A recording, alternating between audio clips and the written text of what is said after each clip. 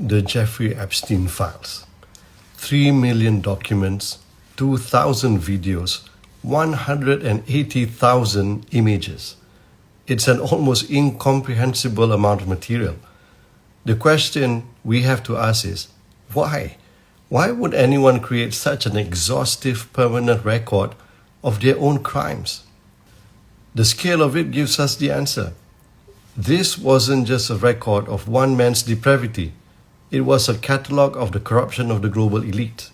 The files name names, billionaires, foreign dignitaries, princes, academicians, top diplomats, and yes, former and sitting presidents of the United States. We've seen the lewd emails, the sexually explicit letters, the incriminating pictures. But this goes far beyond compromising material. A UN report on the Epstein Files documents evidence of sexual slavery, torture, and crimes against children, including murder. So we return to the central question. Why record it all? The hidden cameras on his island, Little St. James, weren't for personal gratification. They were a tool. Epstein was building a library of leverage. It's now widely reported that he was an intelligence asset, taking orders from Israel's Mossad.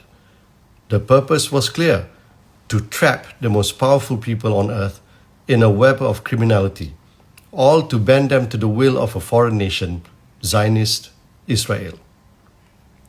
Think about it. Have you ever watched a world leader make a decision so baffling, so cruel, so opposed to the interests of their own people that you wondered, how is this possible? How can a leader so casually bomb civilians, oversee the deaths of tens of thousands, kidnap or assassinate foreign leaders, and lie about it without a shred of remorse? How can they feel so untouchable that they believe they can literally get away with murder and still be re-elected?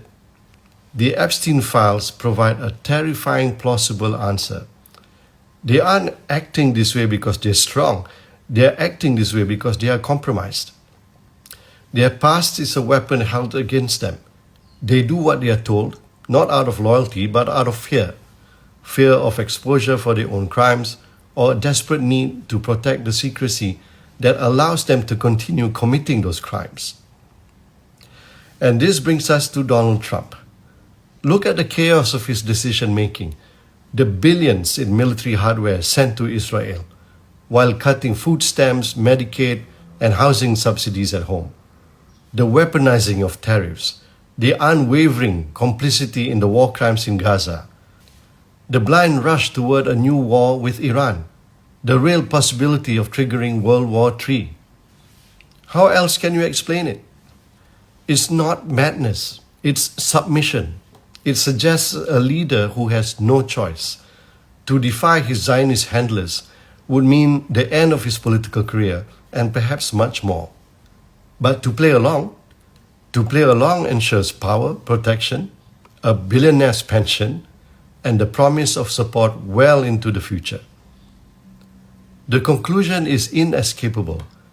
In a world where leaders are held hostage by their own hidden past, their actions are no longer their own. Their only master is the one holding the file. But now, we too have the file. The question is, what are we going to do about it?